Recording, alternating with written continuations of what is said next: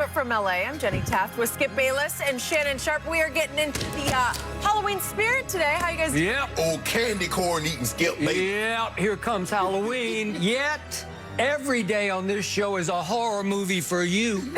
Am I right? Are you sure? Every day. So every day. All year round. Every day is Halloween. What holiday is it for your Cowboys? Easter, because all you do is lay eggs. We're waiting till next year. No, now you wait till next year. Yep. This year just got started. Easter, because all you do is lay eggs. You've had that one prepared, Shannon. That was impressive. Yes. How about the Clippers, though? They may be looking to make some moves, possibly an upgrade at the point guard position, and that's where I'd like to begin the show. There are reports saying that they're interested in signing Rajon Rondo. The veteran guard just won the title with the Lakers, but has made it clear he plans to test the free agent market this offseason. So the Lakers are also reportedly interested in re-signing him. Shannon, if Rondo did defect to the Clippers, how big of a blow would this be to the Lakers? Hold on, wait a minute. Why would the Clippers need a point guard?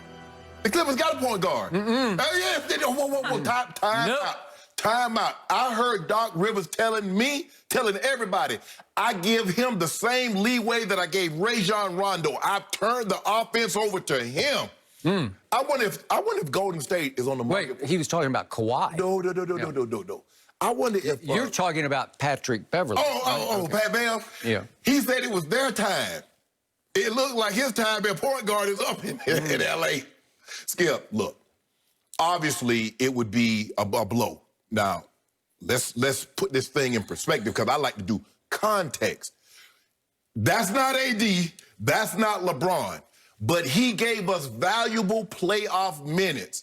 He was our third best player. He was our third most consistent player.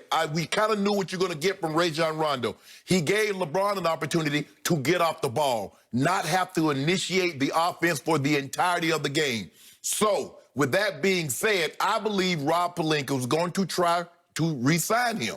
Now, if that does not happen, I got faith in him that he'll make this thing work. Now, look, Rondo was supposed to make, what, $2.7 million? He's going to opt out because, like I said, I believe he's played himself into a better contract. I also believe KCP has played himself into a better contract. The question is, Skip, what's the numbers going to be and for what's the length of time? Because I believe if it's going to be somewhere 2 years, maybe $15, $16 million, I believe the Lakers will match that. You start getting 2 years, $10 million per year, 2 years, $25 million. We wish you the best of luck, Rondo. You ain't got to move very far, different parts of L.A. You got to be close to Playa Vista as opposed to being close to El Segundo. So we get that, Skip. Rondo's proved his value. The guy's a 4-time assist leader. He played big. You look at the last game, stealing the ball, assisting the ball. So, yeah, Skip, it would be a loss. It would be a loss to us. But it's not Bron, it's not AD, and Rob Pelinka will be able to figure this thing out if they were to lose Rondo. I think the biggest question is, Skip, it's not going to be money, it's going to be playing time because it might be an opportunity for him to go from a role player coming off the bench to being a starter. Bingo. Thank you. You finally got there. You know, Mr. Sharp, there are some things in the world of sports that the moment you hear them, you do say, bingo. That's it. That's the magic move. Rondo to the Clippers would be the difference next basketball season. That would make the Clippers the champion and the Lakers some runner-up. Western Conference runner-up. Yes, it would. Okay. This is the move that would make so much sense for Rajon Rondo because it would be a legacy move. I'm not going to go all the way Deion Sanders here, but you remember very well what Deion did for the San Francisco 49ers. In 94. When he helped Steve Young get, as everybody was writing at that point, the proverbial monkey off his back as he broke through and finally won his one and only Super Bowl. Right. And then he said, oh, Jerry wants me? Jerry's going to pay me all that money? I think I'll become a Dallas Cowboy. Yeah.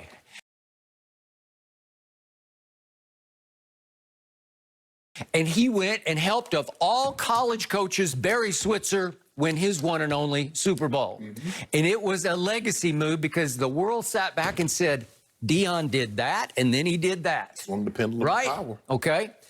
I'm not saying Rondo is quite Dion, but he's up in there somewhere because I'm just not sure your guys would have won this championship without Rajon Rondo. He was your third most valuable player, but in fourth quarters, he was often the most valuable player because he led your team in the playoffs in fourth quarter assists. He constantly set up your offense, and as he is so gifted at doing, he got the ball to the right place at the right time to the right player. Right. It might be LeBron, it might be AD, it might be Kuzma, who did lead your team in fourth quarter three-point shots made. But guess who was second in threes made in the fourth quarter through the playoffs? Rondo. Yeah. As they call him, playoff Rondo. I swear to you, obviously I was rooting against your team. Every time the ball left his hands, I said, that's good. Yeah. Because his body language told me that's good. Yep. Did he not shoot it with authority and conviction? What was that game 3 and game 6? He was unbelievable. Lord have mercy. As soon as it left his hand, I said, that's nothing but bottom of net. And game 4, my bad. Yeah. And you don't think of him as a knockdown shooter. No. But he made 40% of his threes that felt like 75% of his threes through the playoff run. Skip, remember the Nuggets, though, series, where he was spectacular shooting the ball from outside. Just spectacular.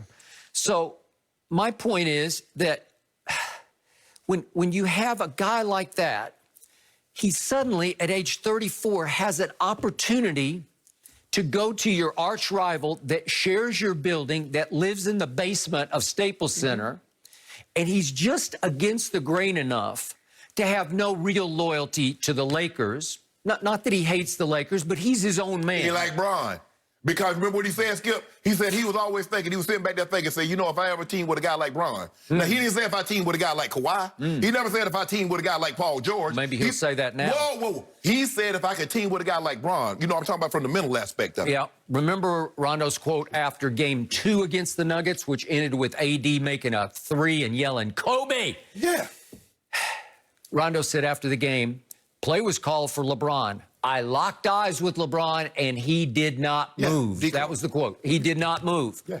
LeBron was locked up. He was froze. Yeah, whatever. He was 1 for 6 from the floor in the fourth quarter, and Rondo said, I got to get it to AD. Skip, the biggest thing is that what it would do, it would strengthen you, but it would also weaken us. So you would kill two birds with one stone. So, and then Rondo would rise into the company of one of, at that point, it would be 6 players who've won a championship for 3 different teams. Obviously, Boston, and then Lakers, and then Clippers. Hold up. So you already giving, if Rondo leave for the Clippers, you already giving them the championship.